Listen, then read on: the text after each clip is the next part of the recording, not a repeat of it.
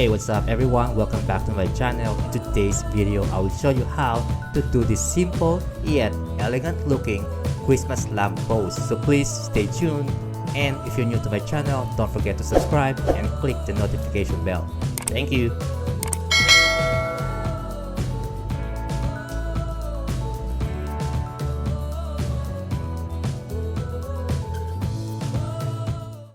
I will use this planter as the base of the lamp post, and this piece of wood will serve as the pole.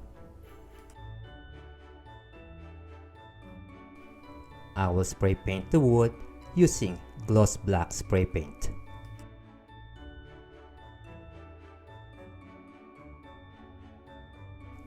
At this point, I will attach the wood into the base of the lamp post.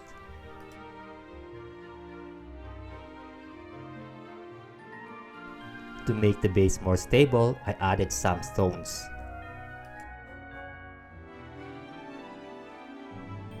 I'm using this stainless steel metal that I will attach at the tip of the pole.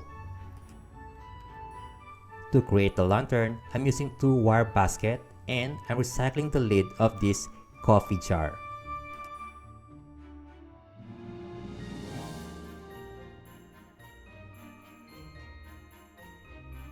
I will spray paint this using a flat black spray paint. I'm using this piece of wire to connect the two wire baskets. This will serve as the hinge of the lantern. I'm using this O-ring from a keychain, and I will just wrap around some cords on it.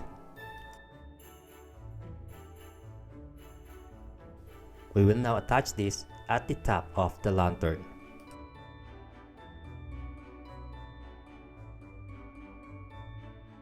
The next step is to attach our lantern.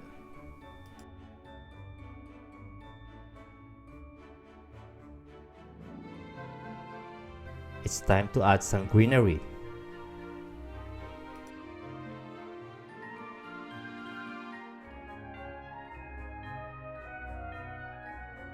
I'll be adding a Christmas light and some glittery ornaments.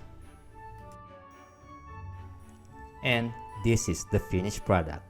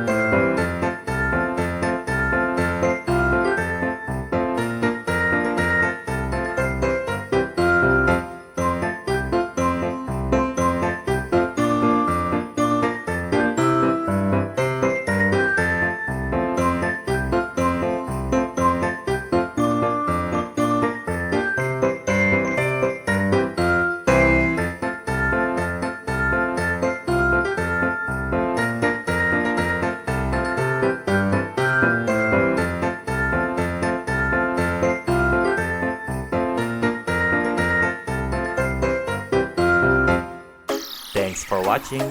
Don't forget to like, comment, and share.